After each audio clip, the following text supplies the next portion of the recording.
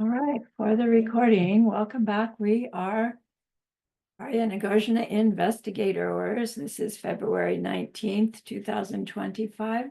Let's gather our minds here as we usually do, please. Bring your attention to your breath until you hear from me again.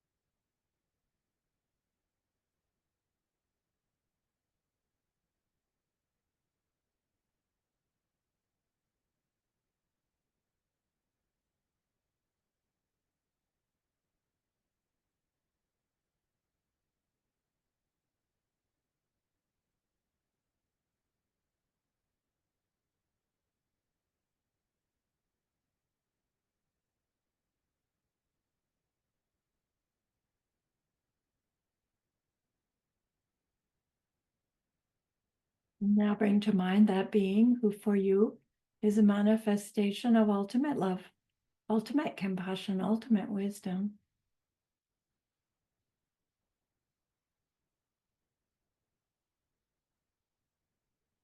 And see them there with you, gazing at you with their unconditional love for you, smiling at you with their holy great compassion,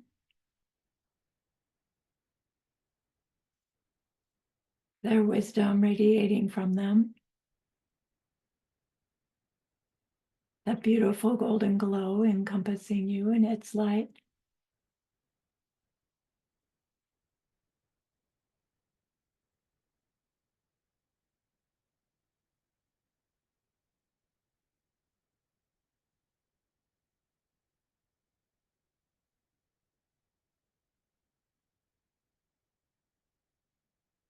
And then we hear them say, bring to mind someone you know who's hurting in some way.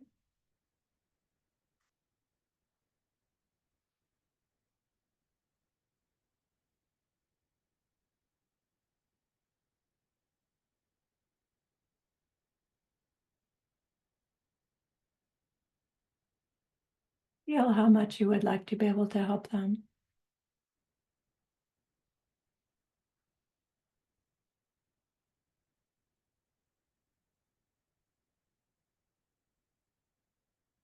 Recognize that the worldly ways we try fall short.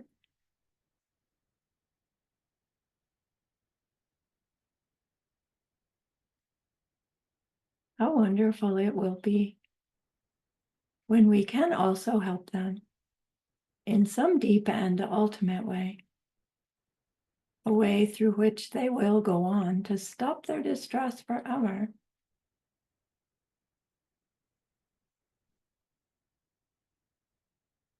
Deep down, we know this is possible.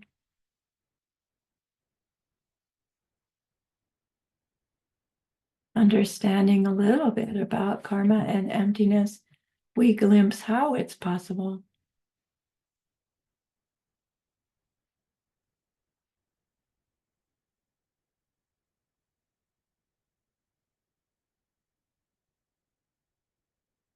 And so we turn our minds back to our precious holy being. We know that they know what we need to know, what we need to learn yet, what we need to do yet to become one who can help this other in this deep and ultimate way. And so we ask them, please, please teach us that.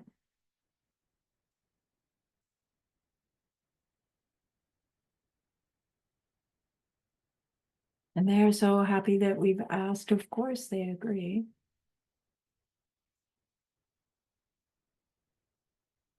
our gratitude arises. We want to offer them something exquisite. And so we think of the perfect world they are teaching us how to create. We imagine we can hold it in our hands, and we offer it to them, following it with our promise to practice what they teach us, using our refuge prayer to make our promise. Here is the great earth, filled with fragrant incense and covered with the blanket of flowers. The great mountain, 4 lands, wearing the jewel of the sun and the moon. In my mind, I make them the paradise of a Buddha and offer it all to you. By this deed, may every living being experience the pure world. Idam Guru Ratna Mandala Kam Nirya Tayami. I go for refuge until I am enlightened to the Buddha, the Dharma, and the highest community. Through the merit that we do in sharing in this investigation and the rest, may we reach Buddhahood for the sake of every living being. I go for refuge until I am enlightened to the Buddha, the Dharma, and the highest community. Through the merit that I do in sharing in this investigation and the rest, may we reach Buddhahood for the sake of every living being. I go for refuge until I am enlightened to the Buddha, the Dharma, and the highest community. Through the merit that I do in sharing in this investigation and the rest, may all beings reach their total awakening for the benefit of every single other.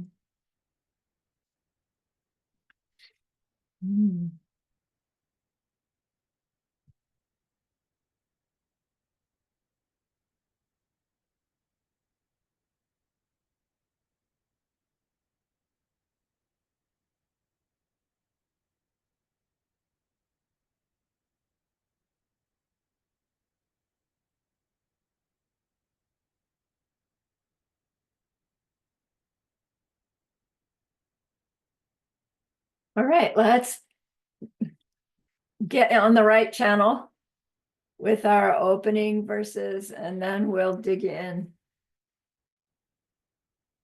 We left off at chapter 7, I think. So, Joanna, you're at the top of my screen today. Okay. Opening. Here I have made a song for you, on the very root of the middle way, which I call wisdom. In the language of India, this text is called Prajna Nama Mula Madhyamaka Karika. In the language of Tibet, it is known as Uma Tsawe Tsiklo Shepashura. In English, we call it Wisdom, a song on the root of the middle way. I bow down to Manjushri, the glorious gentle voice, in his guise as a teenage boy. Thank you. And Roxana, 1.1, please. I bow down to that highest of teachers, to the fully enlightened one, who teaches us to reach that peace where our fantasies about how things exist are put to a final rest.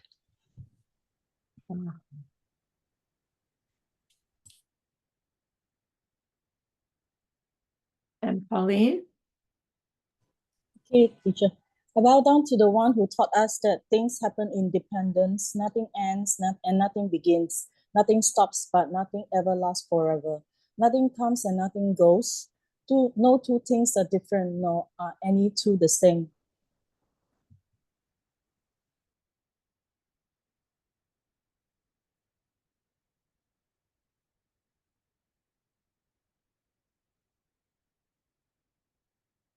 And Jenna at 1.3, please. Nothing grows from itself. Nothing grows from something else. Nothing grows from both. And nothing grows without a cause. There is nothing at all that grows at all. Not at all, at all? Not the way we think. Yeah.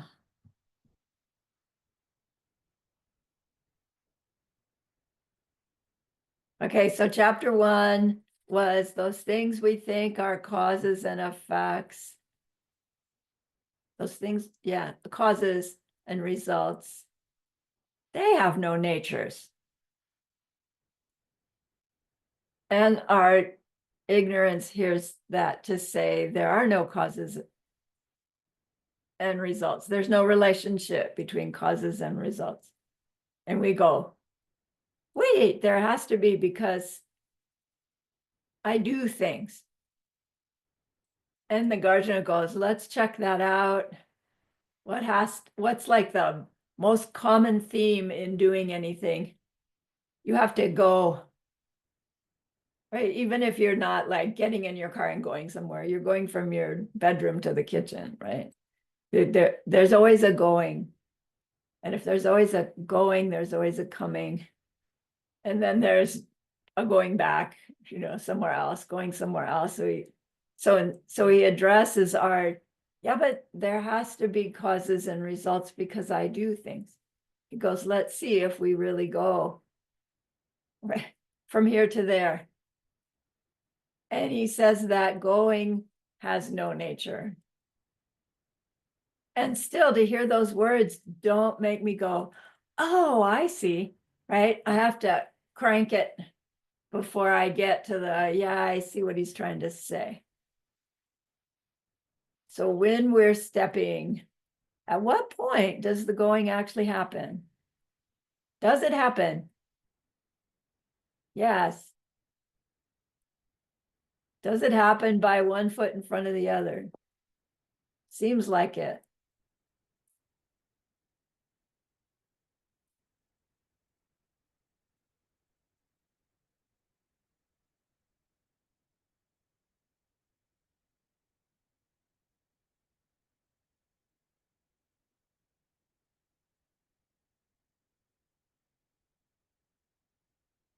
So then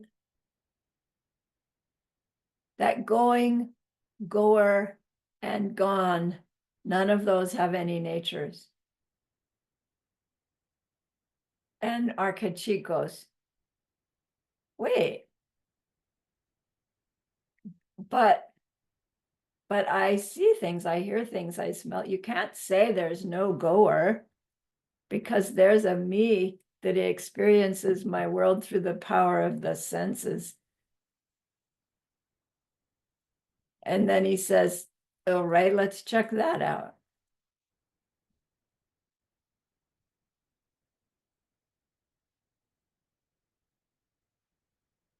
And, he gives this bombshell. Using fire as an example to establish seeing something is not something that establishes seeing something. And it's like, of all the things he uses to establish that our seeing, hearing, smelling, tasting, touching is not happening in the way that we think it is, it's funny that he uses fire.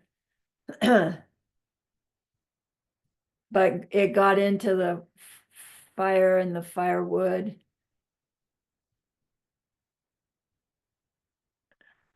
I think that's where that came. He also used that argument that if the eyeball sees, it should be able to see itself, and it can't. So seeing doesn't happen in the way that we think. I don't know, do we really think our eyeball sees? I think we think our brain sees, don't we? Not really sure.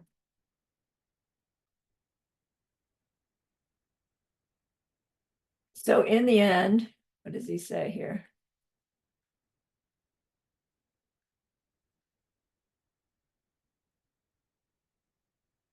If no seer exists, how could the act of seeing and what is seen ever exist?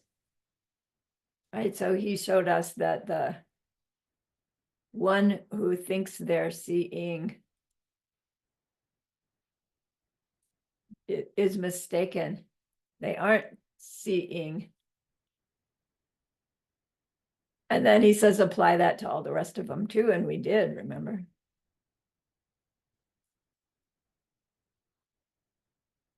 And still our Kachik says, wait, there can't be any me. Because I have my heap of form. I'm here, I'm real. I have my heap of form, I have the other heaps. Buddha taught we're made up of the 5 heaps. So then he goes into how do you distinguish the things that make up the heap?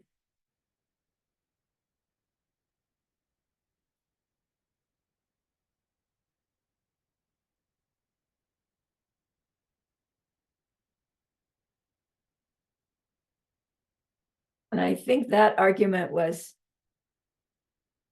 where could they touch? Can you ever find a moment where the cause touches the result?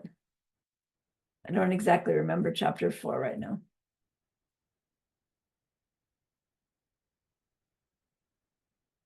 Results and causes.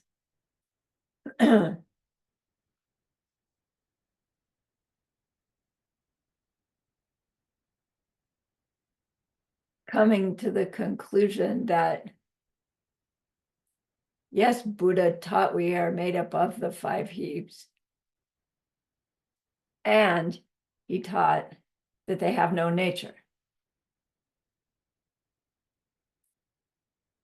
And again, our Kachik says, well, no nature. No nature means they don't exist really. Is it true that to have no nature means to not exist really? You would have to say, what do you mean by really? Really in the way we think? No, they don't. But really in that things do happen. I mean, our experiences are valid. Yes, our experiences are valid. But not real the way we think. Real means in them, from them, independent of any other factor. Come on, does anybody think anything happens independent of any other factor?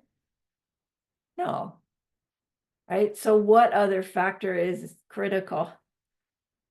From Nagarjuna's point of view, is the other factor is always the mental imprints made by behavior that are now ripening into my current experience. But wouldn't you expect Nagarjuna to investigate that as well? Because probably we're thinking of that in a wrong way as well, even when we think we understand it. Anyway, we'll see. Hopefully we're going to get chapters 16 through 27 someday. So 睡觉吗？没有，这个要去弄什么东西？还要拿下来啊？要拿下来啊。 okay, I can't get about muted here.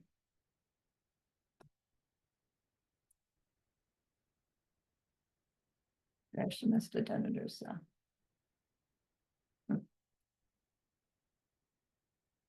So what's our kachik? To your 5, my 5 heaps have no natures?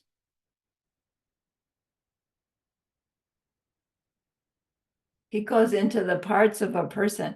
No, that is the 5 parts of the person, the 5 heaps. What's our kachik from your 5 heaps have no nature? Do you remember? But wait, my heap of form is made up of elements. Don't tell me my heap of form doesn't exist. Buddha said all of the form, our world is made up of the elements. And then for chapter 5, he chose to investigate the element of space, right? The most difficult one to understand,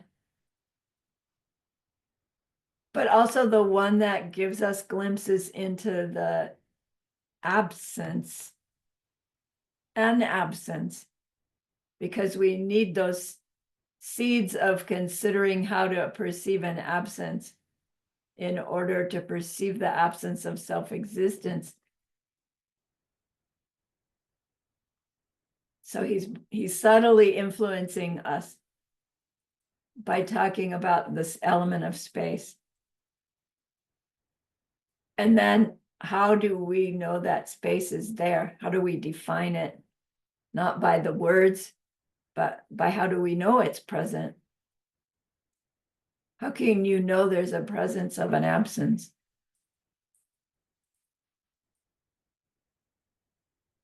And that was chapter 5. Right? Something has to be defined to be recognized.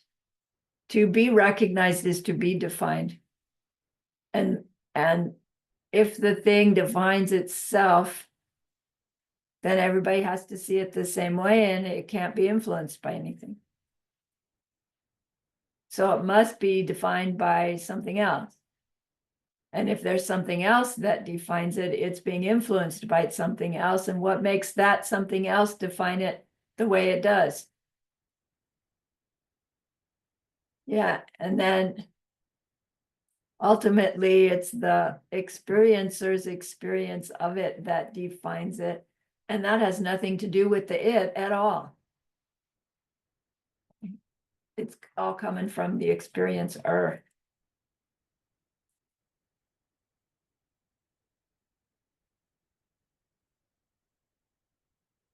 And then the other 5 elements are the same.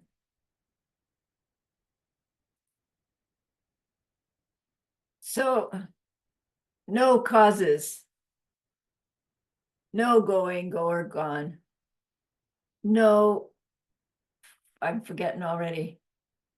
What was 3? Heaps, no, I'm forgetting already.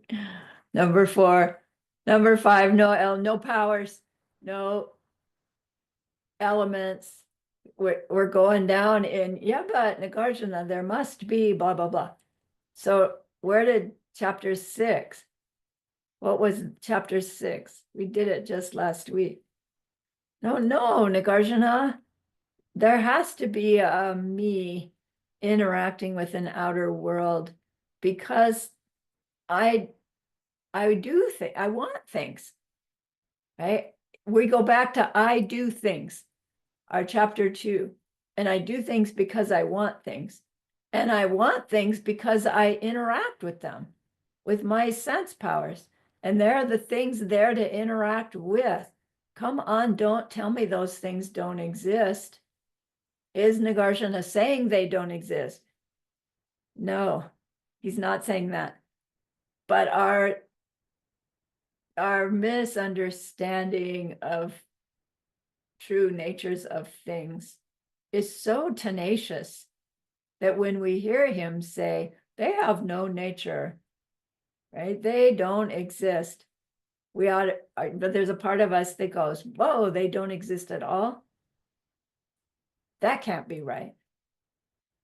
So chapter 6 was desire and the one who desires, remember? And then for that, he investigates what comes first. The feeling of desire, the reaction of desire, or the object of desire. And we investigated that. And came to the conclusion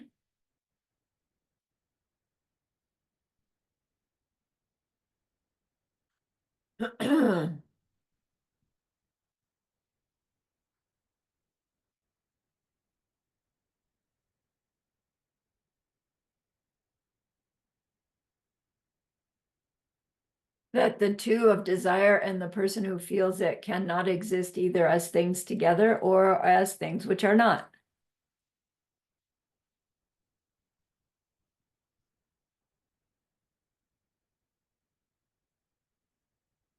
And if desire can't exist either as things together or not, neither can anything else. Like he could end his book right there. But we go, wait. No. Right? What did we say chapter 7 was?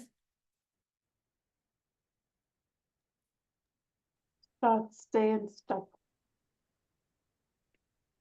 Yeah, but why does Must he go begin. there? The Well, Our- where does the For me, it's where does this wanting and liking, where does it start? How long does it take? And when does it stop? Where do you define when you go into the state of wanting the thing that you want? Yeah, Is the yeah, wanting- that's, yeah, good. When does, but I do so have desire for things. And he goes, well, let's check out when that actually starts. So it's a little different way of addressing it from chapter 6.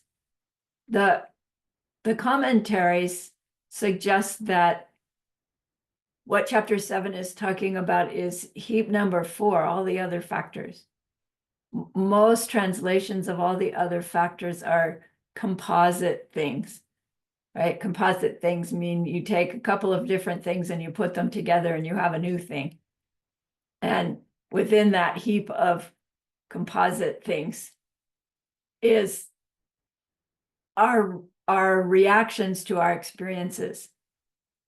So our emotions are in heap number 4, right? Anything that's not form, that's not just thumbs up or thumbs down, that's not telling the difference between two things, and that's not the awareness of things.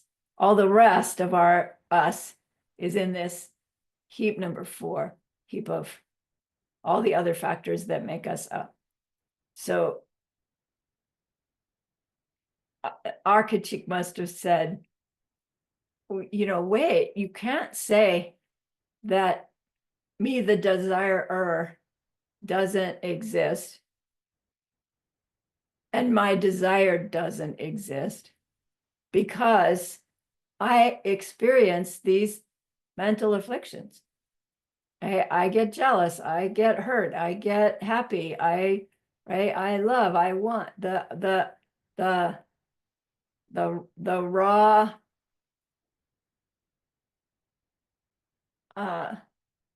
desire and desire flops over into this 4th heap, the reaction to our desire, whether it's the desire to get the thing or the desire to avoid the thing, it's still desire.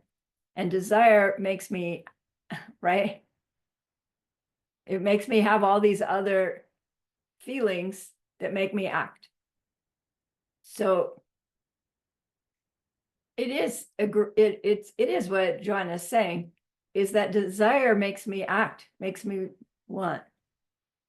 And to say it has no nature, if that means it doesn't happen at all, well, then where do all those mental afflictions come from? And in addressing the mental afflictions, there's 84,000 of them. That would be a long book if you had to take each one. So true to form, Nagarjuna looks for what's common to those mental afflictions that come out of our desiring.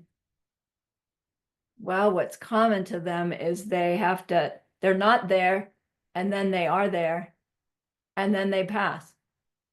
So what's common to all of them is that they start, they stay, and they stop. So we can investigate anything included, any reaction that we have to anything, by way of looking for where it starts, where it stays, and where it stops. Yeah, so in the same way, I do so desire things. Now he's saying, well, let's see when that desire starts and how it stays and how it stops. Because if we can establish that starting, staying, and stopping don't happen with their own natures, well, then anything that we think starts, stays, and stops can't be happening that way either. Again, he's not saying things don't happen, but he's wanting us to catch our mind that flops over into, well, things don't exist if they don't have their own natures. And thank goodness we know the punchline. Of course, they don't have their own natures. They have the natures, my experience of them. They have the nature of my experience of them. Well, then why can't I just make things what I want? Because it's not about wanting, is it? They really are results of causes, as he will show us through the rest of the book, I hope. So we started into chapter 7, but let's start again. Recalling that what we're talking about when we're talking about starting, staying, and stopping isn't so much the sprout coming out of the seed. It's more about our jealousy arising, right, from a given situation, or, you know, our anger popping up, or our happiness, you know, popping up from the pleasure of the sunshine. All right, so let's start again. Where were we? Janet, will you give us 7.1, please? I think it's on 2 pages. Suppose that the starting or a produced thing, then, it must be then that this as well possesses the 3 characteristics. Okay, the 3 characteristics being starting, staying, stopping. And Okay. suppose the starting was never produced. How then could it be a defining characteristic? It could never be. Yeah, so if starting has to rely on something else to start, then the starting itself doesn't define itself. It doesn't show itself. Make itself be known is what it means to define.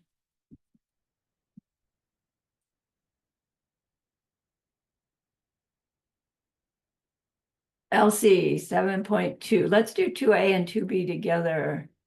I don't think I can get them on the screen at once. Oh, yeah, I can. Thank you, Lam. It's not that the tree of starting and so forth can individually act as defining characteristics for produced things, and how it could be correct to say that these convene in a single line at a single time.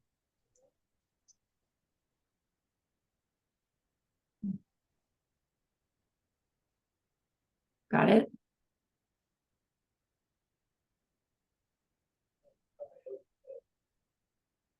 Either they happen separately or they happen all at the same time. But is that possible? No, of course not. That's his point. But do we think that's true?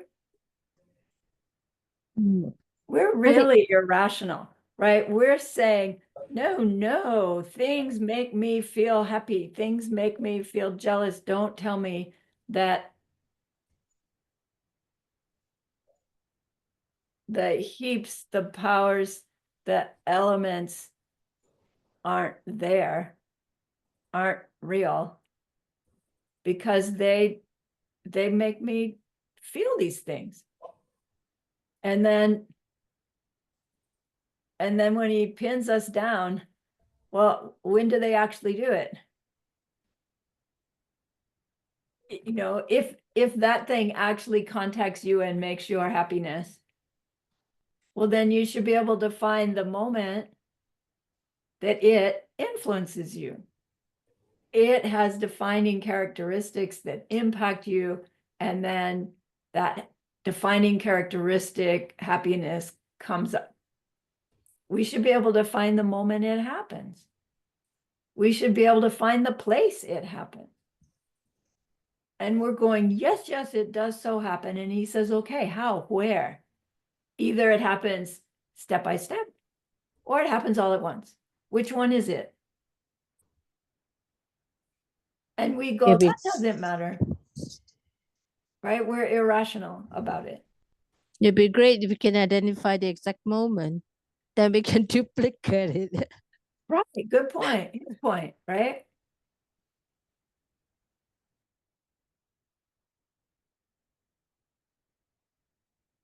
If Geshe has always said, if one thing has to contact another thing to influence that thing, then there's a moment in time where they are not separate, right? One touches the other, right? Our minds are still saying, no, there's two separate things touching, but technically, this is now one thing. This is different. Two things, now one thing. When they touch, they become a new one thing. But when you try to find where they actually touch, right, you can always find a middle, an outer, a middle, and a other outer. And you see that this cannot ever actually happen. But it's happening. You know, do it with your own fingers. You'll feel that it's happening rather than just see that it's happening. And it's like, wait, that can't be happening the way I think, because you can't ever get there. It's like,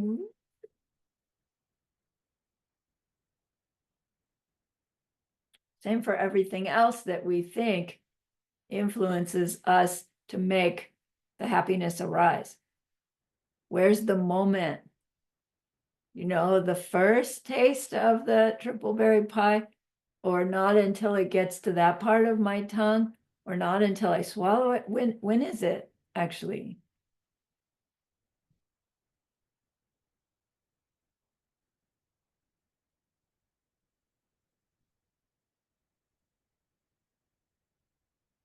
I know it just popped in my head a different way to read 7.2b is, what if Nagarjuna is saying, look, it's all coming out of your seeds.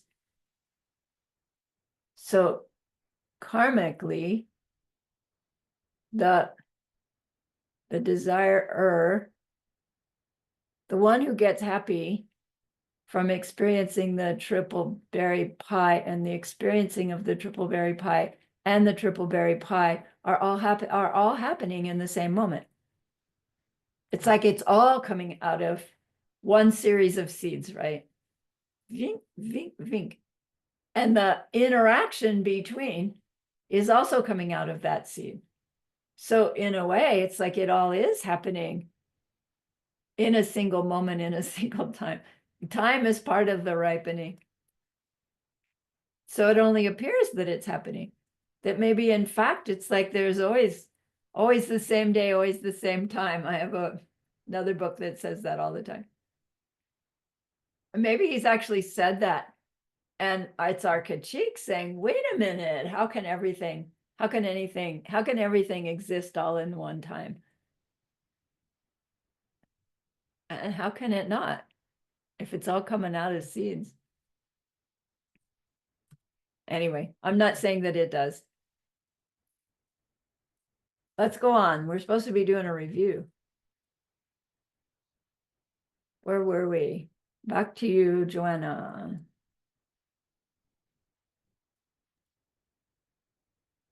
If starting and staying and stopping possesses as things to be defined, again, if starting and staying and stopping possesses as things to be defined characteristics which define them as produced entities, it would have to be endless. If they don't, they cannot be produced things.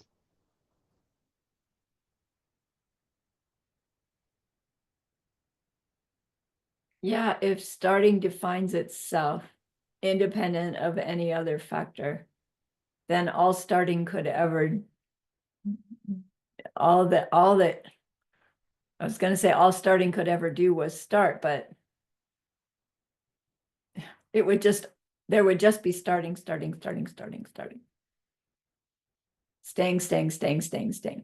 It's silly, we don't think that. But he's pointing out the fact that we believe that something starting, staying, and stopping makes things be what they are. He's pointing out the ramification of that. The ramification is that starting would have to be a starting from it, in it. And then staying would have to be a staying in it, from it. And ending, same. And he says that's not possible. They all depend upon each other. Right? In order for us to know something has started, it has to be there, which means it's staying. And then in order for it to change, which it does, the thing that was staying has to end staying, not be staying anymore. Right?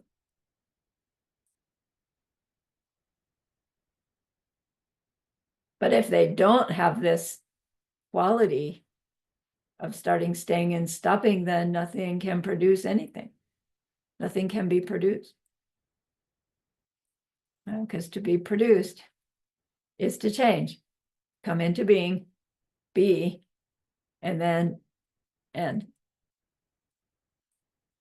Right. So 7.4, Roxana. Dear Lama, I'm gonna leave the Zoom and then I'm gonna go in because I cannot see your screen. Oh, Okay? is she the only one? Can everybody else I see? can't see it. Oh, okay. Okay. Well, that's weird. I know, very weird. Then Pauline, please. The starting of the starting functions to start, only the original starting. And then the original starting acts in turn to start, the starting of the starting.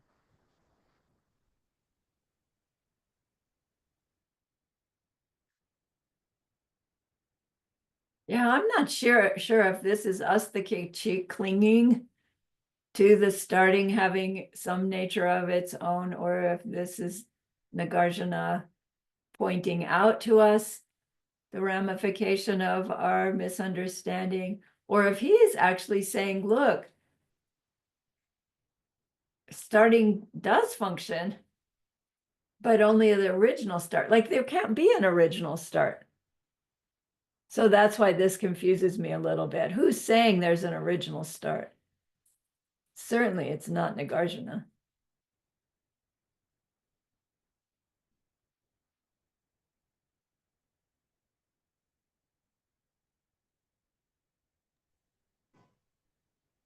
I think it's the Kachik teacher, because the starting will be forever starting and never started. I mean, Right. it has started and is in the process. So it should be our Kachik. Yeah. Yeah. So I think our Kachik is saying, no, there had to be an original start. Because if it has some self-nature, then it'll be always in the process starting. It's already started and it's still in the process of starting. Right. Yeah. And if things are still starting, they never get to be. Correct. And they will never stop. Right. Yeah. So we're pointing out to Nagarjuna, come on. It can't be the way you say that those have no natures, because things do come into being, stay, and then pass, right? So then let's do 7.5 to 7. Let me check to see if that's all of it. No, there's a whole bunch here. All right. Janet, please. Suppose your starting of the starting acted to start the original starting. How could it be then that it, yet to start, acted to start this? And if you say that the original acts to start, and that starts the original, how can the original, which that had yet to start, act to start. I love this. Just suppose that something hadn't started yet, had the power to act to start that. Your idea of those in the act would have to depend on asserting that these were acting to start.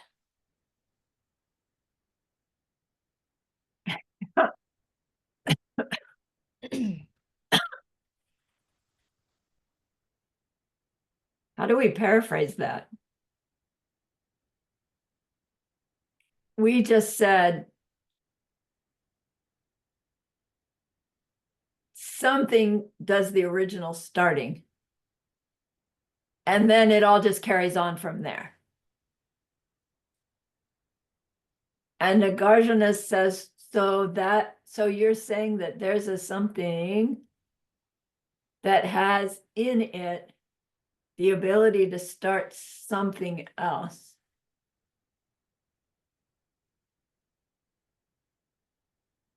But there's a period of time before that thing that has the ability to start something else has actually started the something else.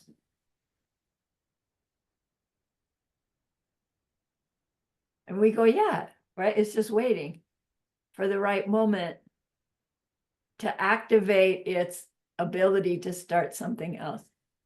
And when the circumstance is right, the thing that has the power to start something else will do so. And until that something else happens, it doesn't do so, but it still has the power to do so. That's our kachik, right? That's how we think the world works. That's why we keep packets of seeds, because they have the potential to make the plants that when we plant them, we can get the plants. They have the potential to start in them. But he says, come on, how can something that hasn't done anything yet be said to have the ability to do that thing if it hasn't ever done it?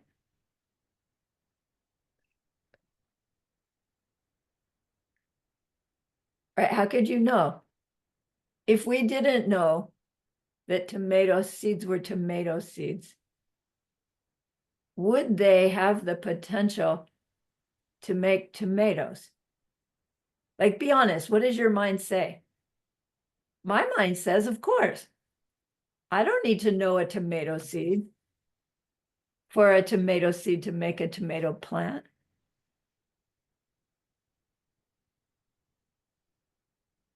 There were tomato plants before I knew what tomato plant was. Weren't there? Like my kachik says, absolutely. But when we think about it carefully, we would have to say, well, how would you know that? Until you know tomato plant and tomato seed, you couldn't know whether they existed before you knew about them or not. Well, right, because I didn't know. And he goes, right. You have to know. You have to have your own seeds for the thing that starts the other thing to do the starting of the other thing.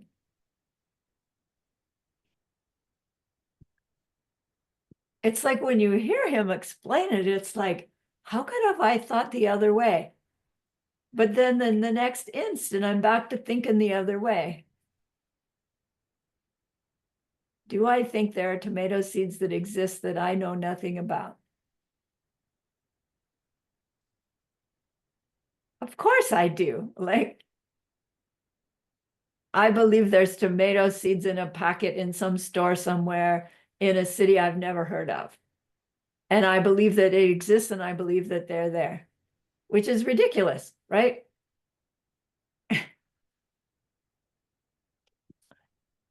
Yeah. Can a thing that hasn't started another thing yet have the power to start that thing in it if it's never done it?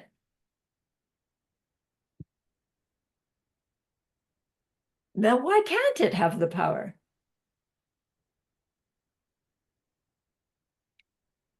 Well, because if it has the power but hasn't used it yet, something has to happen for it to then use its power to make the thing start. Well, then that means that thing with the power to make something start is relying upon something else to make it start the thing.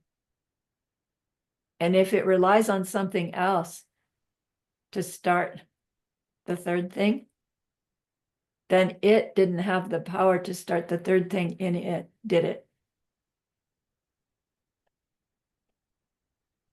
Because it was Lama. relying on something else. Lama, I'm thinking of something that that got stuck in my mind. It is like I've always thought that when we plant seeds, when we do good deeds, we do not expect it to ripen the next day. Right. So it's always kept in our subconscious. But when the circumstances are right, Mhm. certain incidents occur and it matches the seeds that we have. That is that moment when the seed ripens. And that's when we enjoy the fruit of our labor. So, which means my thoughts now, after reading this, is, is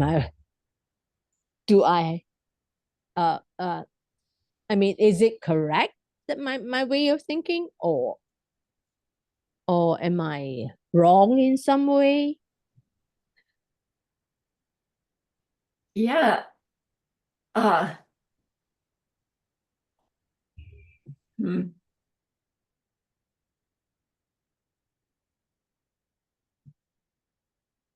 It is correct that previously made impressions on our awareness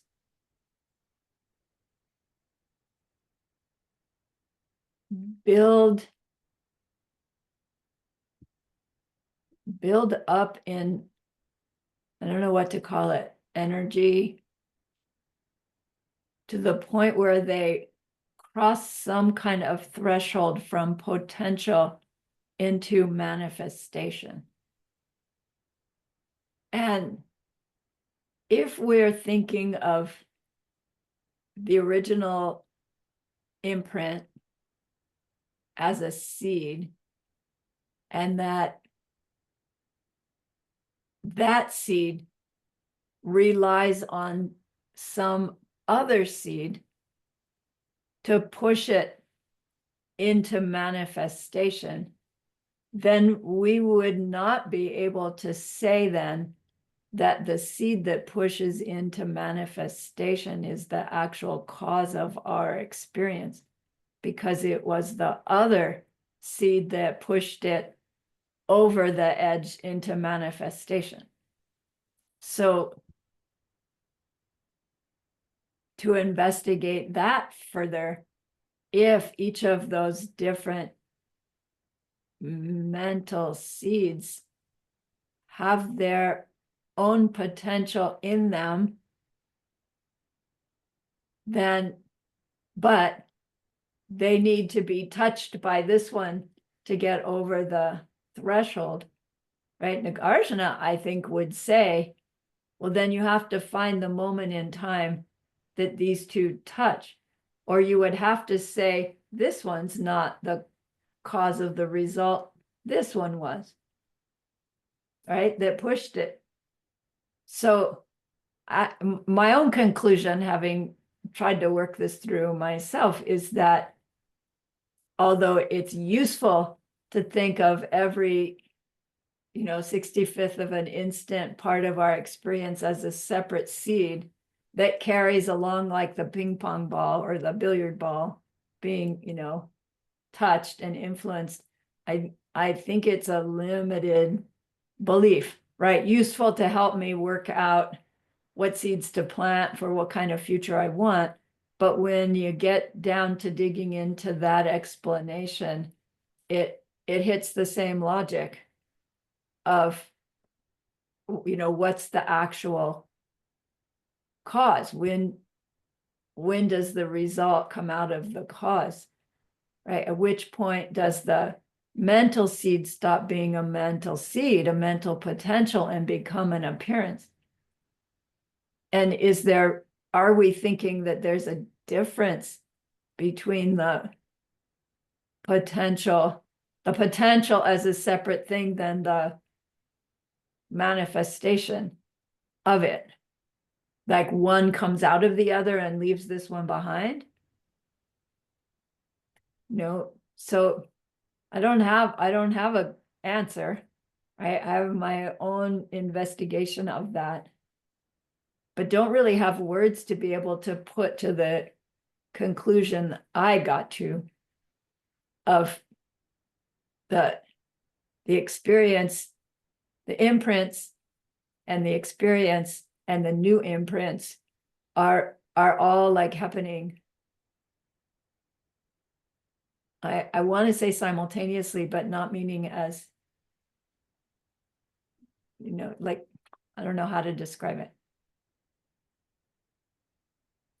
So it can't be quite true that this seed adds something to that seed, and then that seed brings about its result. But it is true that every imprint is influencing every other imprint and shape-shifting our experience from moment to moment to moment.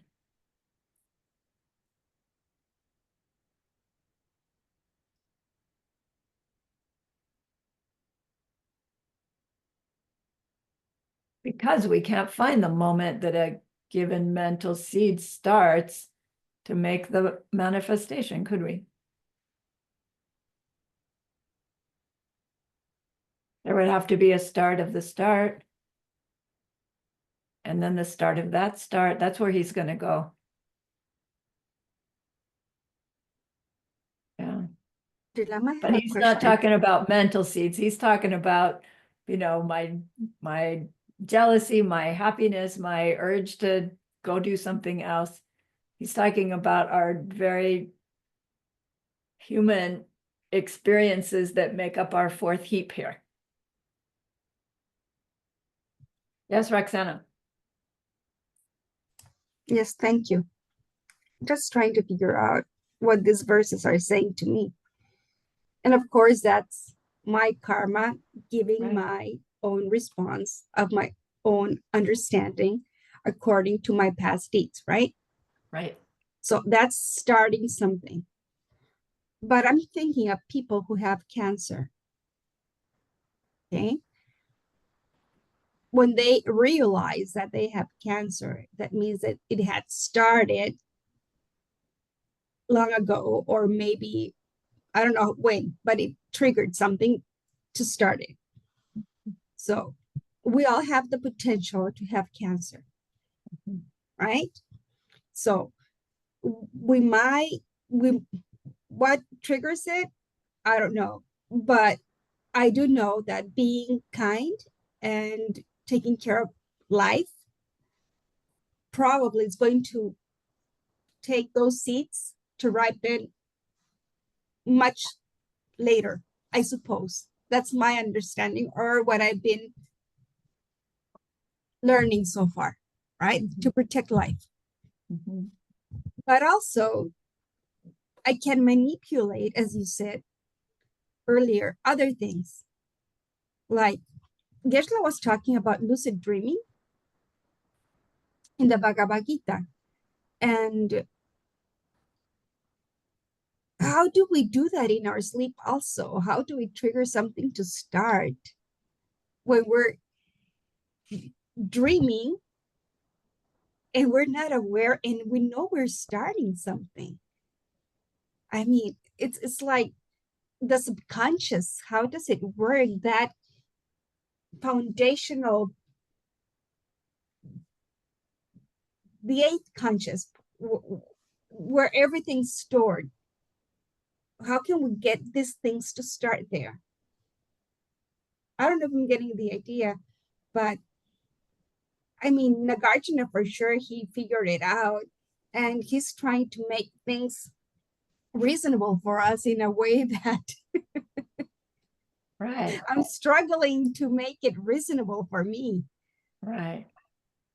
So it seems that in order to learn to lucid dream, we would have to have the seeds ripening to come across some method that, if we do that method, will result in the lucid dream, even though that method and the lucid dreaming result have no actual relationship, but rather the seeds that ripened bringing us that method to get lucid dreaming are what are making it such that that method could work, but not necessarily because it's not in the method.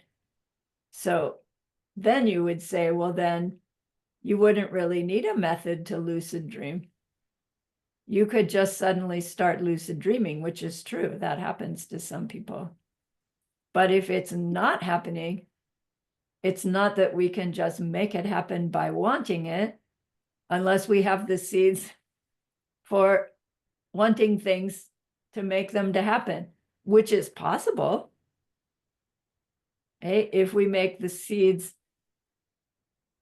for just wanting things to make it happen. I don't seem to have those seeds. Why am I going there? So when we say, how do I make lucid dreaming happen?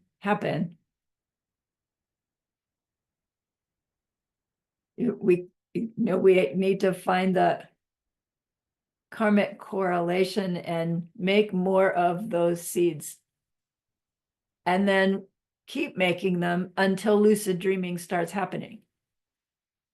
We hear, okay, make these seeds, and then you're done. And it's like, yeah, but we don't know how long before those seeds will ripen. So you have to keep making the seeds until you get the result that you want. And then it looks like, oh, I got the result from the seed I made last week. But no, in fact, it was the accumulation of seeds from before that, that finally brought whichever seeds are ripening over the threshold. Maybe the ones that are ripening over the threshold were ones you made 17 lifetimes ago, but you only finally added to them enough to get them strong enough to come across. Then all the rest, I don't know, maybe all the rest fill in the detail or keep it going. So it's like, yeah, what do we do to learn to lucid dream? There are methods, and none of the methods work unless you have somehow helped somebody else learn something new. And He those said, seeds will feed your new method for learning to lucid dream. Yeah. he said, before you go to sleep, read 10 minutes. Yeah. That's his method. Read 10 minutes and then rejoice in all the good things you've done. Right. And around 3 o'clock in the morning, you will have the lucid dreams. Yeah. Yeah. I think that in the past, when I was studying and I would go to bed, that I had an engineering problem that I needed to solve because I was having an exam or something. And when I woke up in the morning, I knew how to solve it. Yeah. I know that during my dreams, I would solve certain things. I didn't know that I was lucid. I mean, Yeah. I knew I had the procedure, how to do it. I knew I had the answer, but I didn't know that was lucid dreaming. Yeah. In our training, the reason to learn to lucid dream means that you're aware that you are dreaming, and that means you can seem like you are directing your behavior in dreams in the same way we seem like we're directing our behavior in waking life. And so the reason to lucid dream is that you decide you are the enlightened being emanating to a world that needs help, and you do your angel deeds in your dreams that you're doing in your waking life. And so you're doing your practice, waking life and dreaming life. You've got 8 more hours of practice. And the usual training is the instant you wake up, write down whatever comes to your mind. You know, it doesn't even have to be legible. You don't have to turn on the light. Just immediately waking up to go to the toilet, you write down what you are aware of upon waking. And that will grow into this ability to be aware that you're dreaming while you're dreaming. And then you can do all kinds of stuff, right? Just like you're awake. Thank you, Jula. Yeah. Because here, just by reading this verse where it says, just suppose that something that hadn't started yet had the power to act to start that.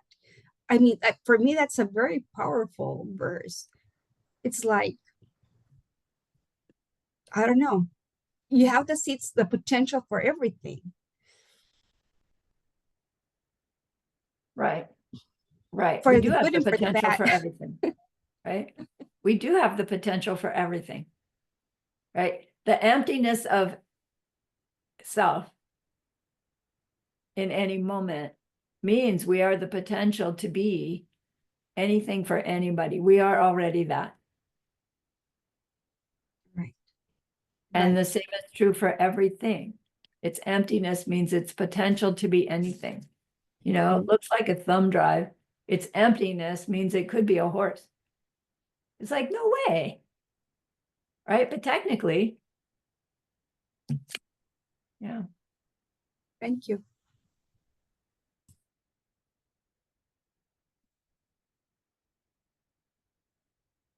So it is true that starting doesn't have the power to start anything, but it's not true that things don't start.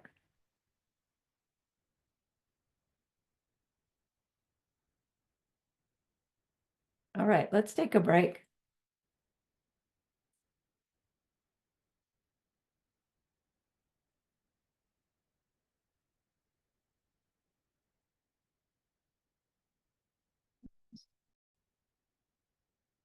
All right, let's go back in.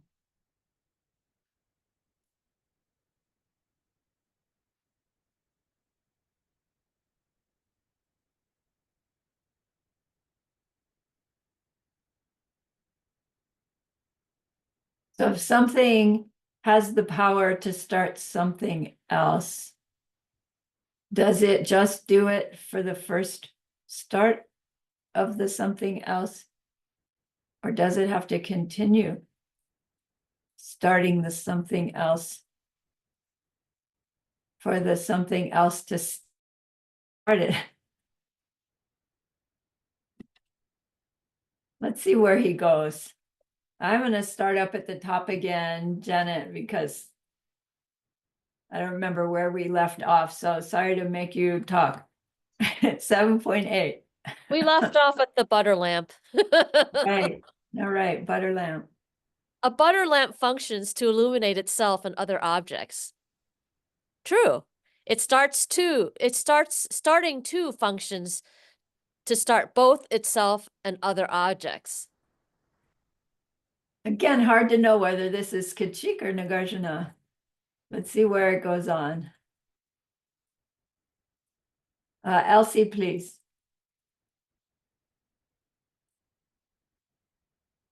Sorry, Lama. I'm using a new device, so I'm a little bit clumsy. There is no darkness in areas where the lamp is standing. And so how can we say that the butter lamp works to illuminate those? How could you say that a lamp in the act of starting, conveying this clearing away of darkness, was such a thing.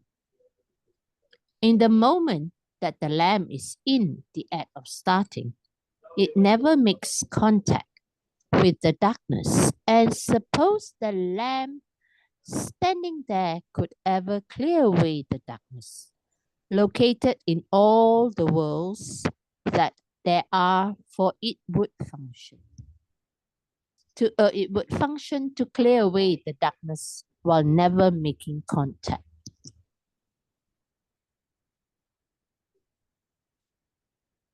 You see?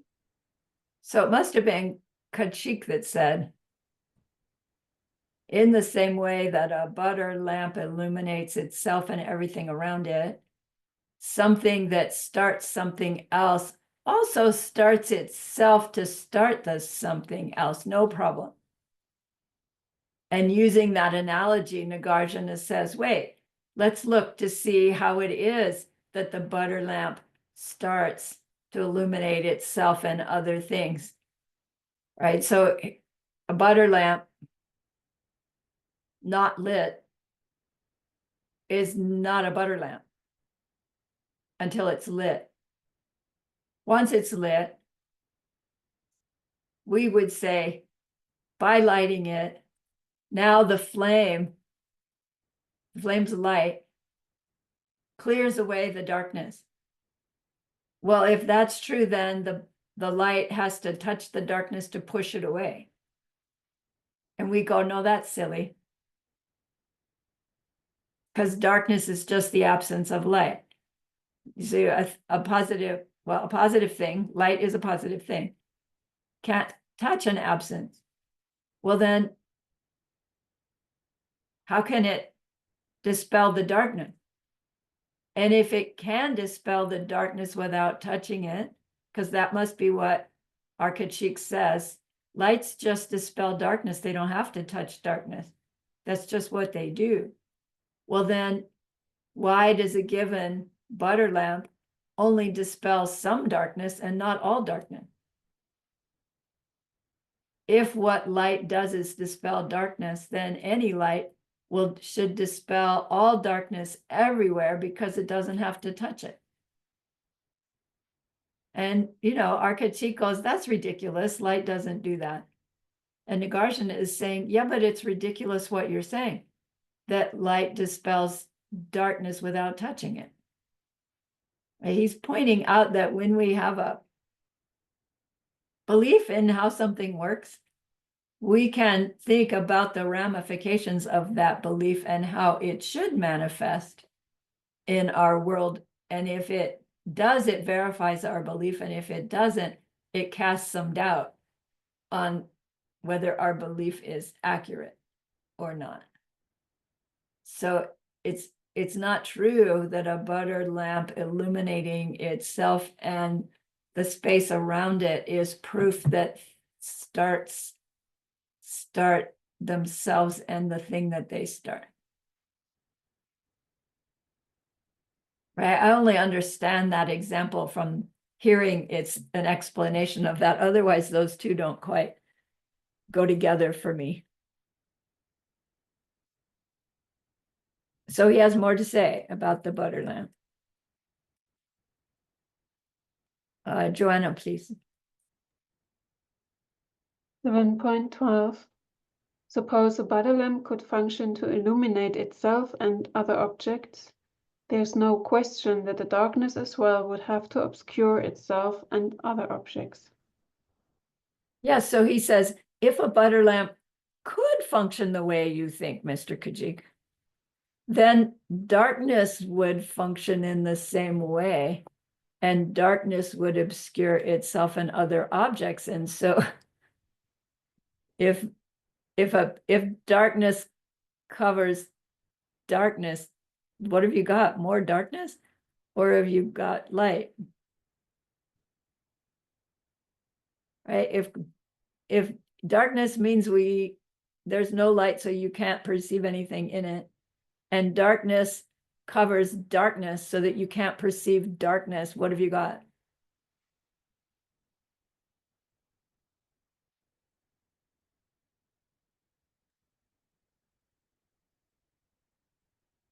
Pauline, please. How could this starting before it has started act to start in very own self? And how could something that had started act to start that? If something had already started, what else would there be to start? Yeah. Yeah, Right. it has some Pointing self-nature. out that Mm. infinite nature of starting if, wait. If it worked the way we thought it worked, we think it works. Okay, Roxana, please. Yes, thank you. No matter how you look at it, as something already started, or not yet started, or in the act of starting, is not started. Julama, I'm reading these verses and with the example of light and darkness, and of course it's an analogy. What do you think that he really meant with wisdom and ignorance? I mean, wisdom, the light, the darkness, the ignorance. Do you think he was going there? Because I'm reading it and my mind's just going, okay,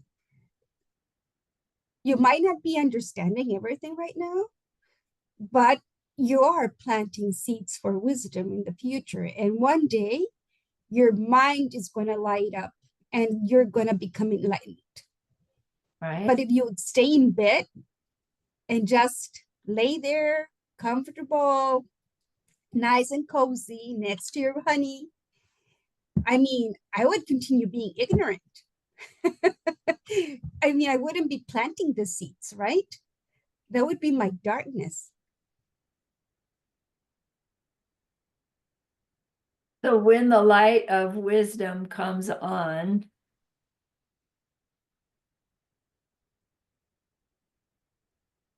can we say fully? It does dispel all darkness, doesn't it? Yes. For you. So then,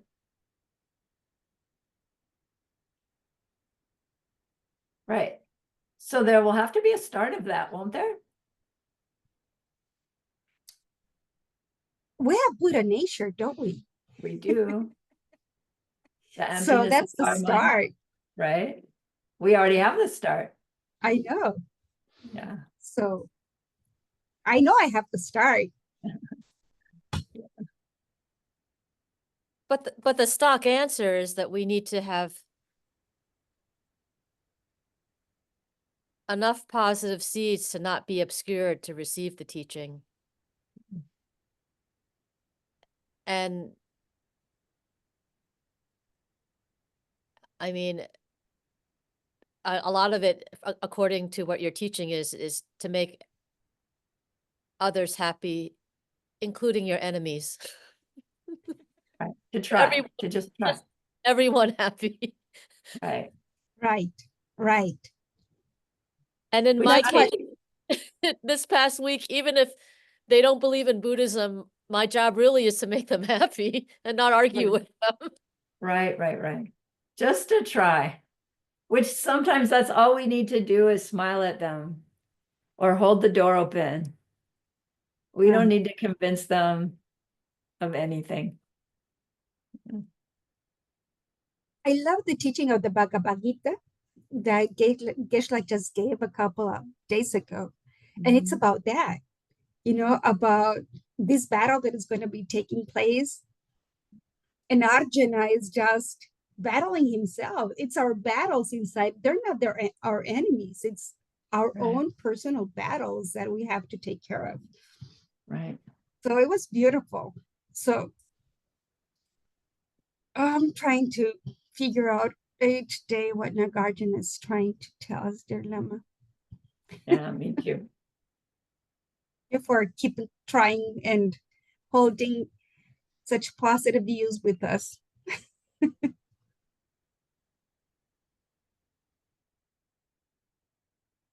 I don't think we finished. Let's do 7.14 again. Because there's more on the next page. Okay. As something, okay, no matter how you look at it, as something already started or not yet started, or in the act of starting, it is not started. This has already been covered completely with being already gone, or yet to go, or stepping now. Yeah.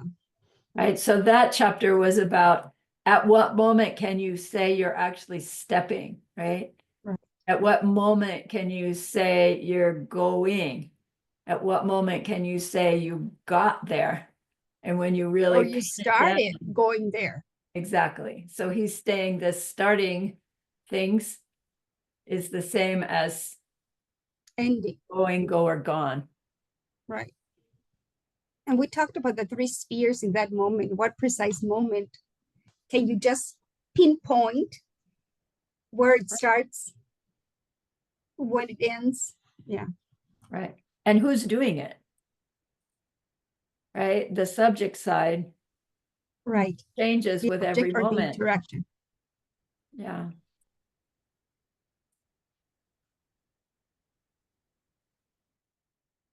All right, so he's going to move on to staying. Back up to you, Janet. Or did I miss Pauline? Pauline, did you read? Yes, Did I you? just read. Thank you. Sorry, I It's forgot. okay. I can read again. I can read again. All right, we'll go backwards. How's that? Okay. Pauline? So I will start to read 7.15 first. Okay. At any instance of time where there is starting, this thing in the act of starting is occurring. How could you say that there is this thing in the act of starting, all dependent upon some starting? At the same time, it could never exist.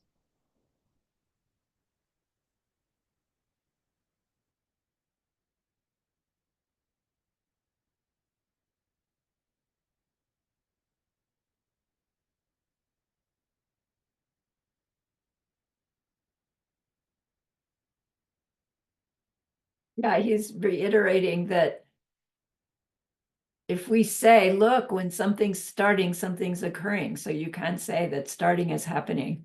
It says, come on, we've already addressed. When can you find the starting happening? Let's go on. Joanna. 7.16. Anything occurring in dependence is, in and of itself, peace. And so both this very thing in the act of starting and the starting as well are nothing but peace. What does that mean?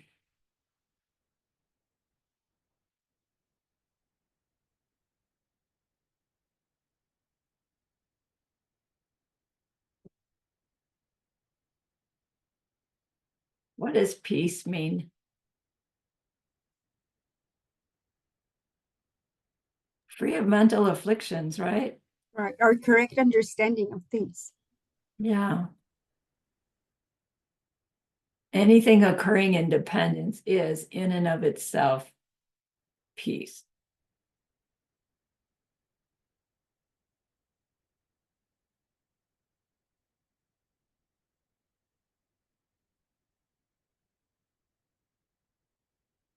And why does he bring it up now?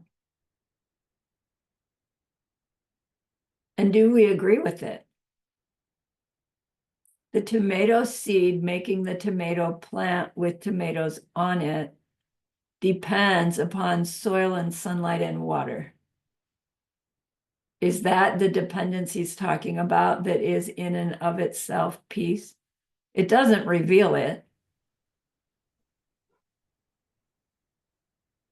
Could he be talking about the no nature of things? Right. Anything that occurs in dependence on something else means that it has no nature of its own to be or do what it does. So the fact that a tomato seed relies upon water, etc., to make the tomato plant shows us that the tomato seed does not, in fact, have in it its tomato plant nature. But it's like, wait, no, it doesn't. It still has to have tomato plant nature in it for when the sun, warmth, etc., ripens it, it becomes a tomato plant. If it didn't have tomato plant in it, the sun and water could ripen it into a popsicle. Right? Some part of our mindset, it has to have some nature unique to it. Right? It's the different levels of understanding and what is meant by dependence. So for Nagarjuna to say something occurring in dependence means it is of in and of itself peace. He's talking about the ultimate dependence. He must be talking about the ultimate dependence, because worldly dependence does not show us the fact that the thing we're talking about has no nature of its own.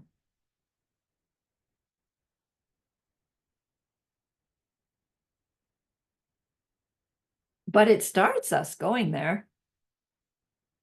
If you put a tomato seed on the table and all the humans in the world are looking at that tomato seed, does every human in the world see that thing and go, oh, tomato seed? No. So then the tomato seedness of that thing can't be in it independently, or every being who saw it would go, oh, tomato seed. And we go, that's silly, because the person seeing it would have to know tomato seeds in order to recognize that as a tomato seed. And Nagarjuna says, right. So it shows you that the tomato seed nature is actually coming from the mind of the perceiver, perceiving it as tomato seed. And then we go, well, then why do 90% of the people seeing that thing say tomato seed? There must be something in the tomato seed that suggests tomato seed, because so many people see it the same way. And then he would say, yeah, but really, how can you say everyone sees it the same way just because they give it the same name? Maybe they mean something completely different by the words they use. Maybe they see it differently than you see it. And in fact, is it even possible for two people to perceive the same object exactly the same way? No, of course not.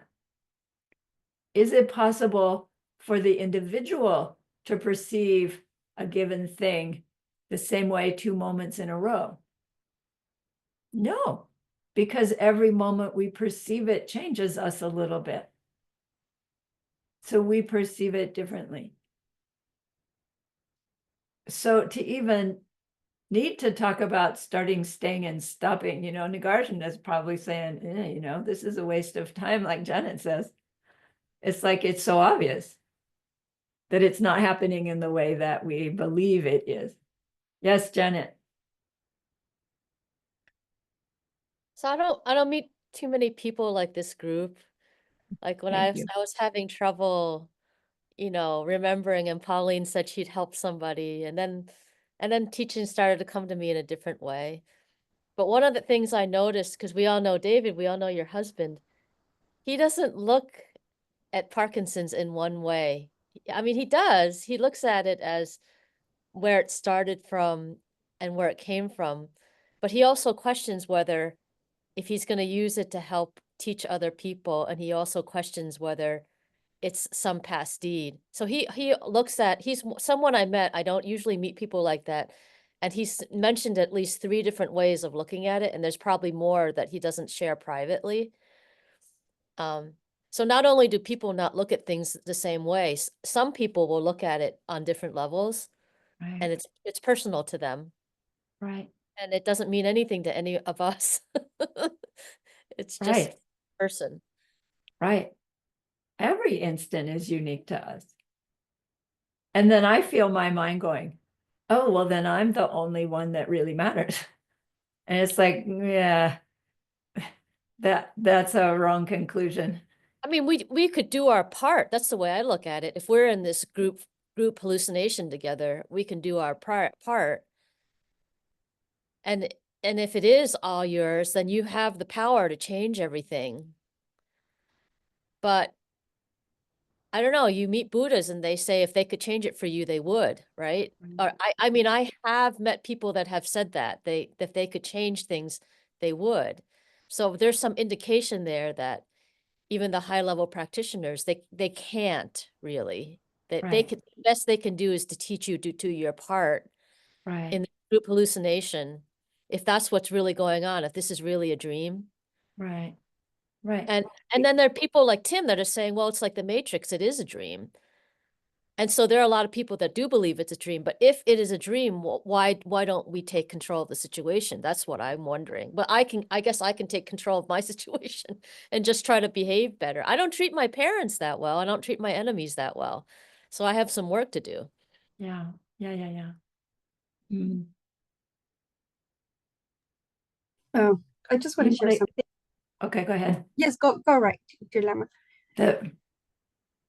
When we try to work out why is it that an omniscient, perfectly loving, perfectly compassionate being can't take our karma from us when they know exactly what needs to be taken. And when you think about karma is movement of the mind and what it motivates, the imprint is made by our own awareness of experience, subject-object interaction between. That's the only place any experience can arise from, is our own previous consciousness awareness. And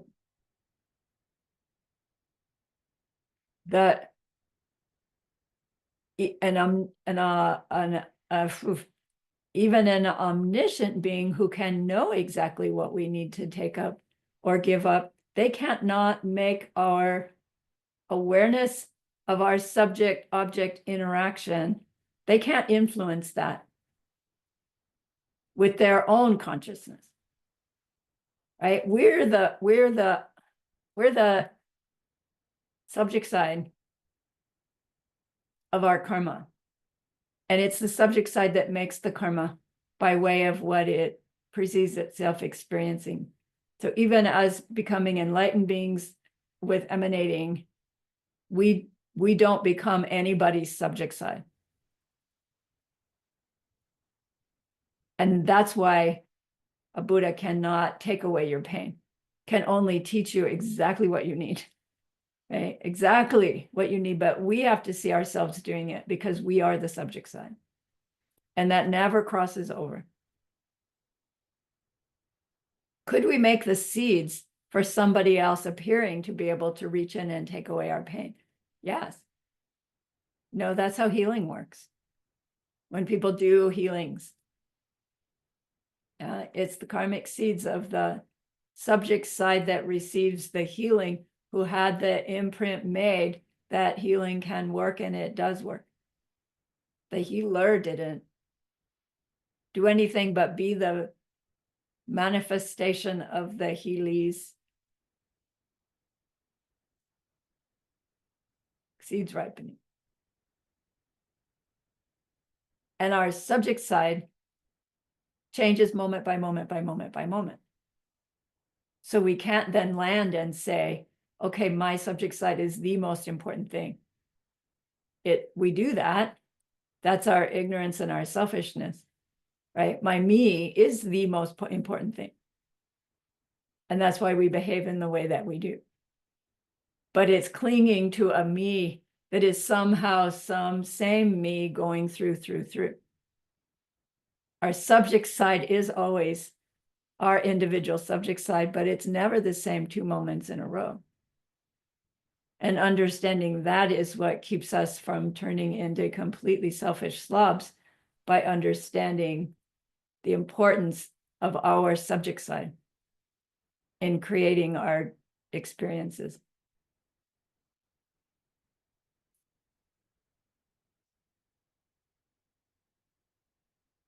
Yeah. Roxana, you had something.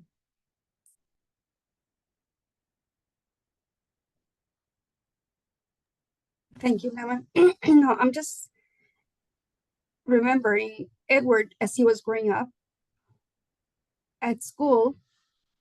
Since 2 months, he's been a Montessori school. So they have a lot of interaction with objects and learning things. So at a very early age, he was taught probably the color red with an apple. So he would identify strawberries as apples, tomatoes as apples, because everything was red for him. So he would ask apple, apple, and he meant strawberries because he loved strawberries.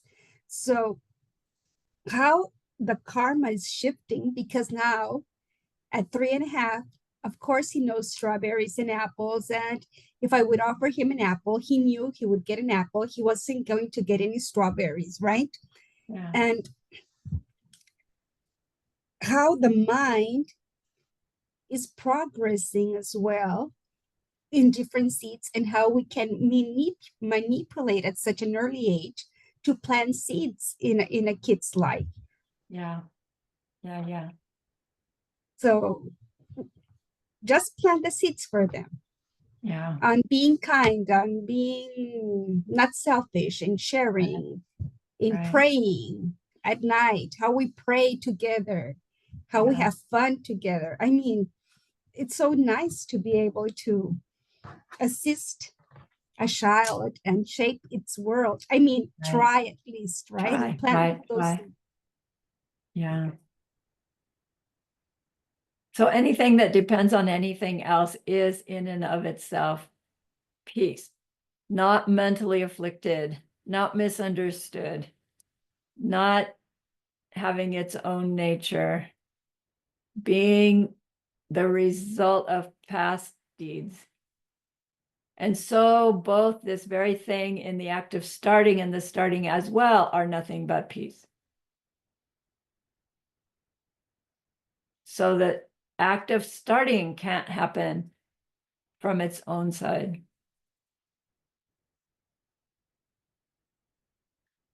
Let's go on, shall we? I forgot again where we were. Elsie. Thank you, Lama.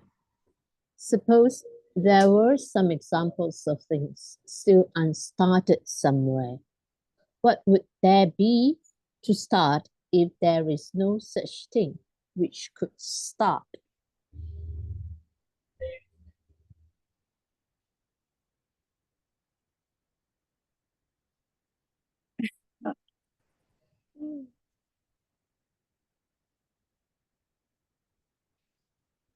So which means we are looking at something that can start on its own. But there is no such thing. Yeah. If we're thinking of an unstarted thing. Right? Can you get a concrete example of an unstarted something? But I think like for us, even our consciousness is brought forth from our umpteen lifetimes away ago, right? And it continues on to the next whatever, how many lifetimes after this.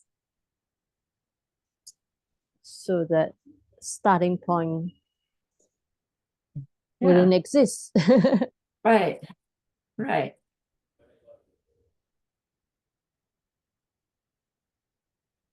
If there's something that has never existed, how could it ever suddenly start existing? But you're aware of it, right? And to be aware of it is a result of a cause. Of course. So there had to have been something existing that served as its cause. I would say so. Well, I think It A was movement never, of- it was not an unstarted thing. But a movement of the mind starts something at some point, right? I mean, there's so many things going on that I'm not even aware. That doesn't mean that they haven't started yet. Right. There was a spaceship that landed. I mean, that must have been landing somewhere. And I'm not aware or what kind of beings those are. That doesn't mean that they're not there. But we can't establish that they are either. I know, Right. but that doesn't mean that they're not there.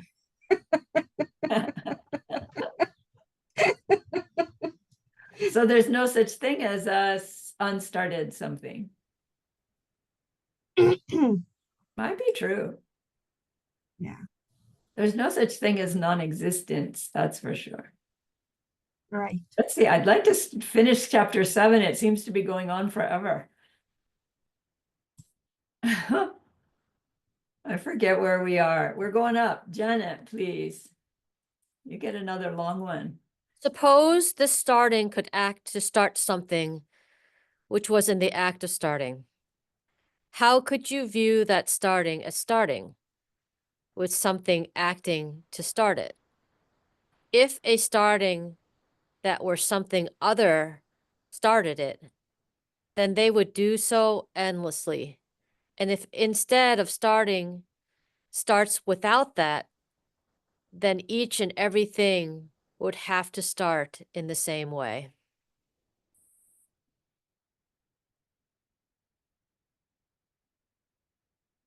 Yeah, once something was already starting, you don't need to continue to start it.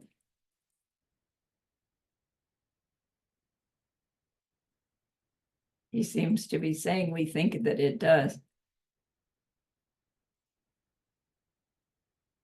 Let's go back down, Roxana, 7.20. Just 719. I think he's talking also about functioning things, right? Yes. Okay, 720. First of all, it would be wrong to say either that something which existed or which did not exist could start. Ah, that's what Roxana was saying. Neither could a thing which both existed and did not exist. This is precisely the one presented earlier. If something doesn't exist, it can't start. Right, If something does exist, it couldn't start either. right. It didn't start either. Mm-hmm. All right, then. Pauline. Starting with some entity. Oh, sorry. Am I supposed to read 721? Yeah. Yeah, 21. Starting with some entity in the act of stopping would be mistaken. Neither with something not in the act of stopping, it would be mistaken to call that an entity.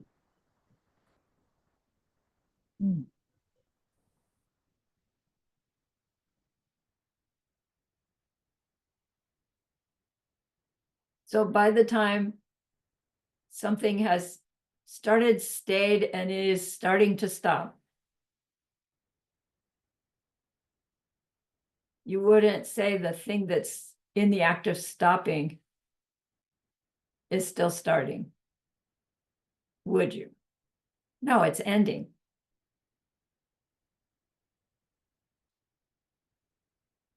But then we should then similarly see the absurdity of saying something not in the act of ending is starting. Which, when we said this thing is starting, we are saying it's starting, it's not in the act of ending.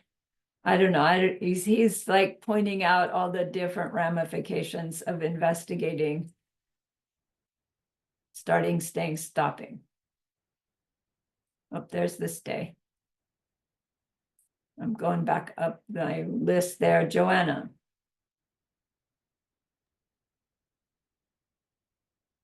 Any entity having stayed doesn't stay. An entity yet to stay doesn't stay. And where is something to stay which hadn't started?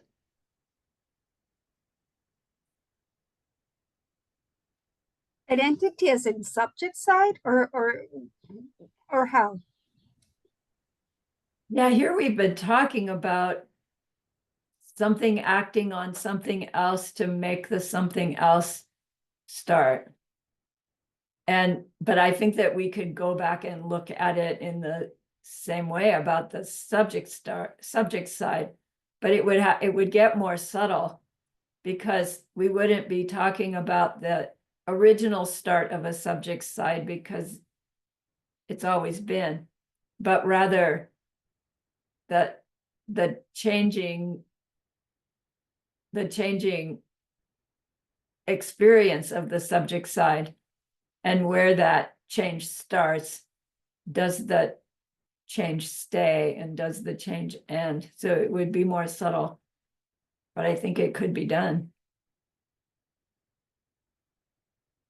But I don't think he's talking about that in this chapter because we're just on chapter 7. We're still working our way through how we believe that our physical world, experiential world works. So technically we were talking about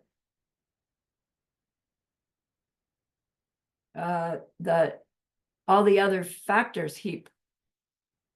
So really the things that are starting, staying, and stopping are our reactions to our experiences, with the mental afflictions that are the reactions to our experiences. Our jealousy, our love, our doubt, our anger, our frustration, our love, our inspiration, all of those is what we're talking about starting, staying, stopping.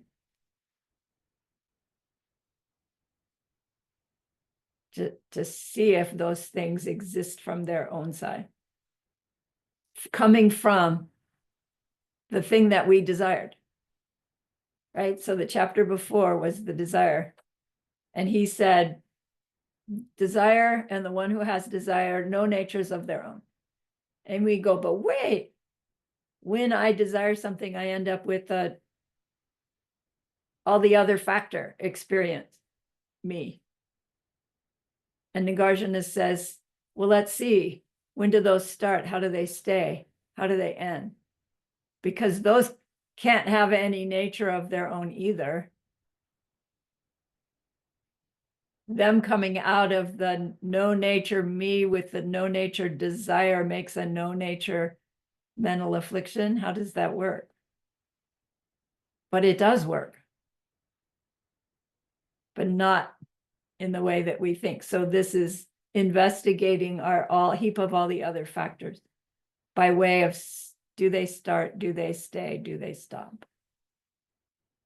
Okay.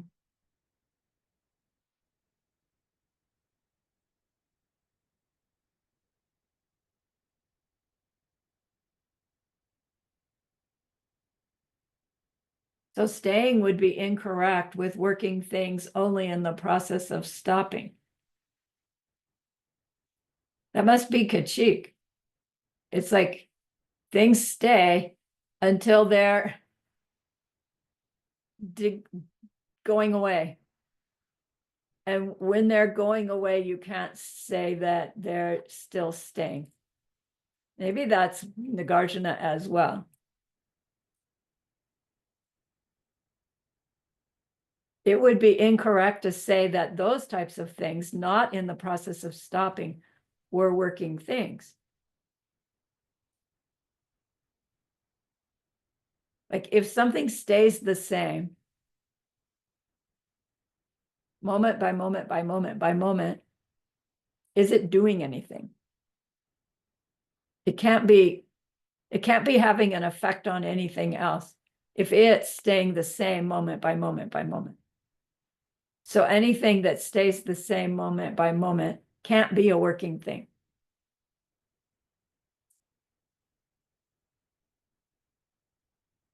Each and every working thing there is an entity which exhibits aging and dying all the time.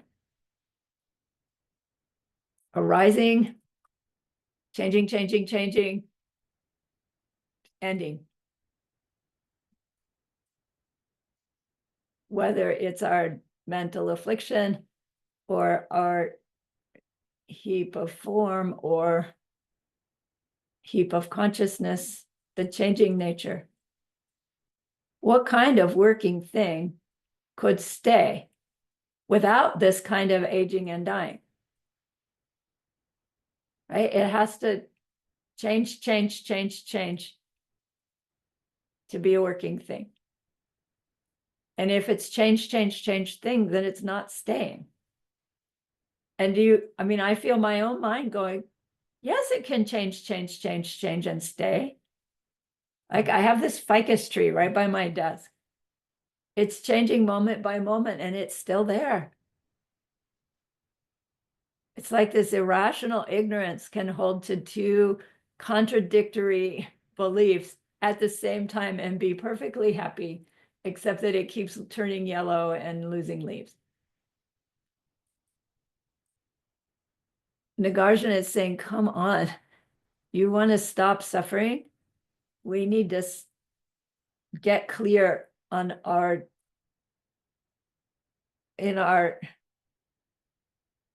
understanding of cause and effect. Like we need rational thinking, clear thinking, instead of this absurd belief system that believes contradictory things. Things can stay and change moment by moment. They can stay the same and change moment by moment at the same time. That's fine. It's like, that's gonna keep you unhappy. Yes, Elsie. Lama, I'm thinking of the awareness that we have. It's when we become aware of something, then it's a starting. And as long as we're aware of it, then it stays. Then when we find a solution to it, then it ends or it Seems like it. stops, right? Seems like it. And sometimes, like people who are suffering, we see as a suffering, but to them, it is something very normal. As long as we do not point out to them that, hey, you are suffering. This is what's happening to your life.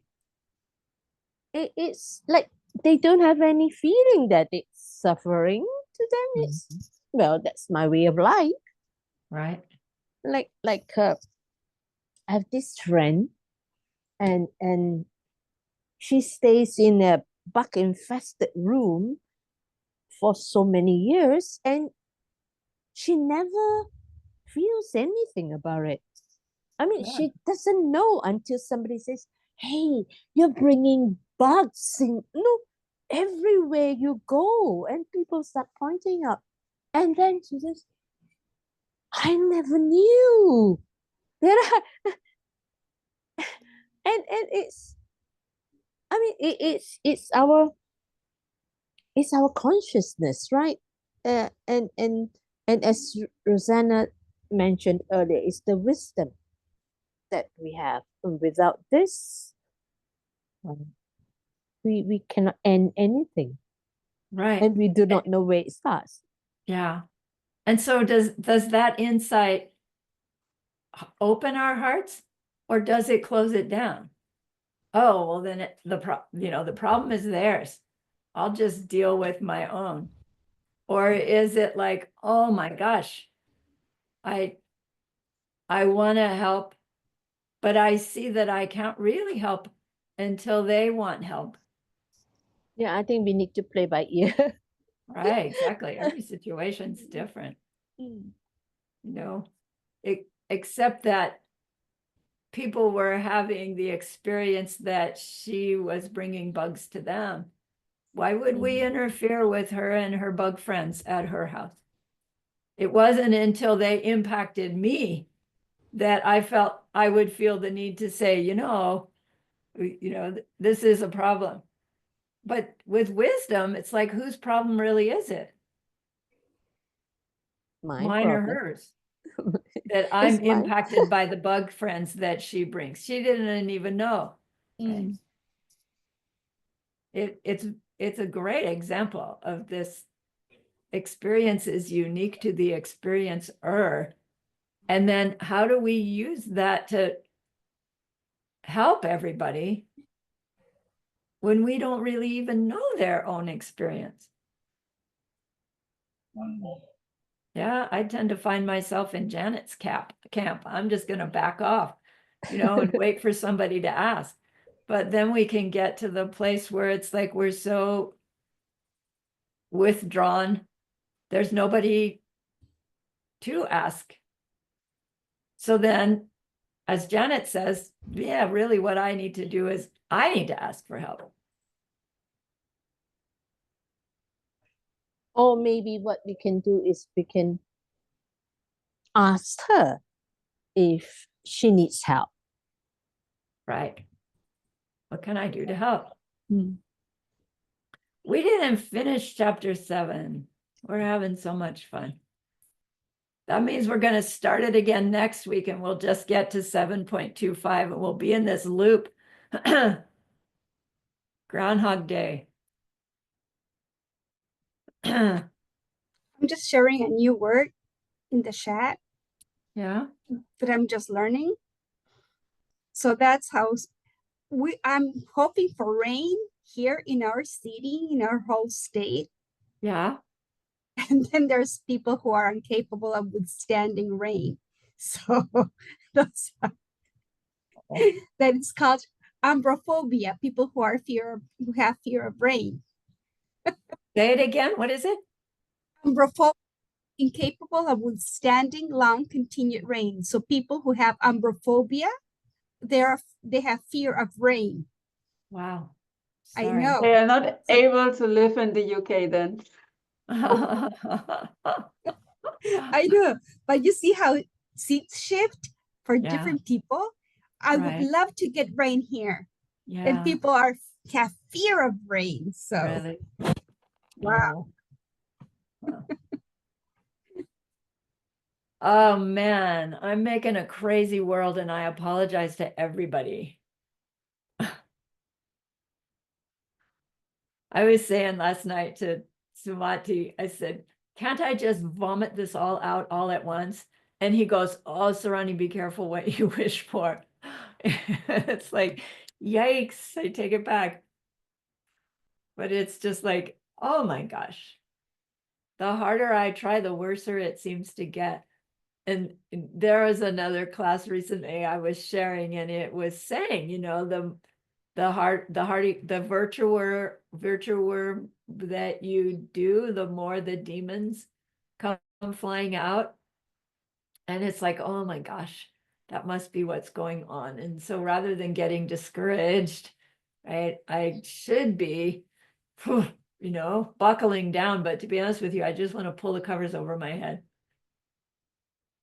And Don't do write that, it Mama. out, but that won't work. You're tougher than that. You can battle everything. Thank you. You're already a Buddha. I'll rejoice in your seeds. This Buddha wants to pull the cover over my head, No, but I'm don't. not. I'm going out into the community. Right. I'll be right next to you, and Janet and Pauline Right. and all of us. I will take you all to the health fair today. Yes, you do. So remember that one we wanted to be able to help at the beginning of class. We have started the process, contributed to the process in which we will come to be one who can help that other in that deep and ultimate way. And that's a great, great goodness. So please be happy with yourself.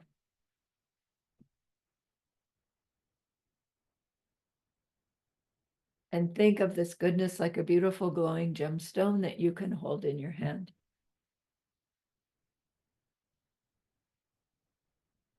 Recall your own precious holy being. See how happy they are with you.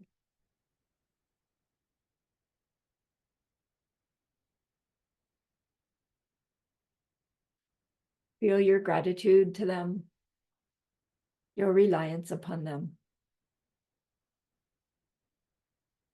Ask them to please stay close, to continue to guide you, help you, inspire you.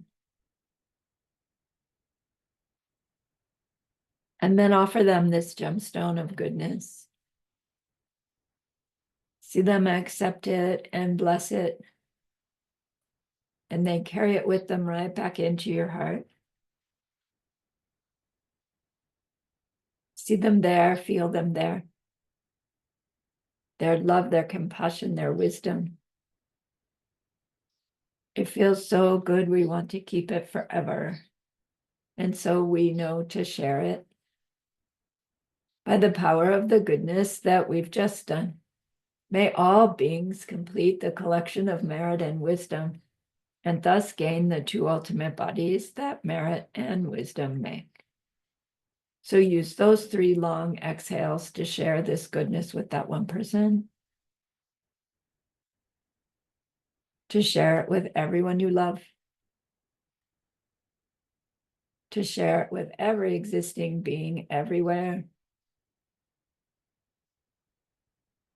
See them all filled with happiness, filled with the wisdom of loving kindness. And may it be so.